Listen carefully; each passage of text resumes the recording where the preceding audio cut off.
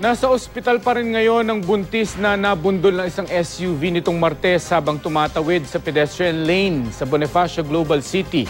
Makibalita tayo kay Steve Dailisan.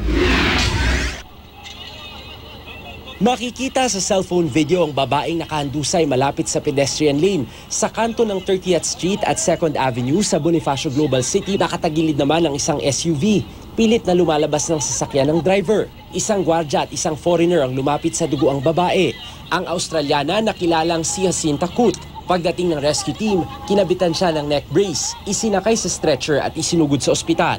Buntis pala ang nabundol na pedestrian. Inoobserbahan siya sa ICU dahil sa mga tinamong bali sa katawan at head injury. Di pa masabi kung ligtas ang dinadala niyang sanggol. So ang bilis ng takbo niya. Hindi nila siguro na nakita yung girl doon sa kabila.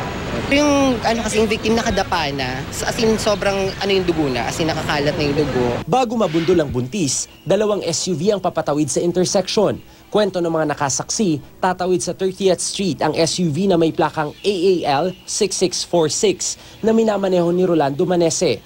Tsempong patawid din si Ann Soriano, driver ng isa pang SUV na may plakang NMI 615 galing 2nd Avenue. Dahil walang stoplight sa kantong ito, nagkabulagaan ng dalawang SUV. Nahagip daw ng ikalawang SUV ang puwitan ng unang SUV, kaya umikot ito, tumama sa patawid na buntis at saka tumagilid. Posibleng maharap sa reklamong reckless imprudence resulting in damage to property with serious physical injury ang dalawang driver. At pagpapaliwanagin din ng LTO kung bakit di dapat kansilahin ang kanilang lisensya.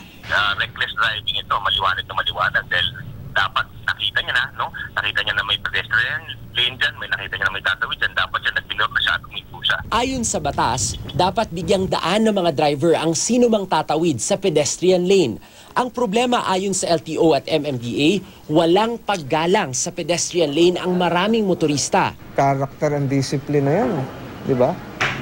Kung hindi mo ginagalang yung street signs, lalo pa yung pedestrian lane na sinasagasaan mo. Steve Dailisan, GMA News.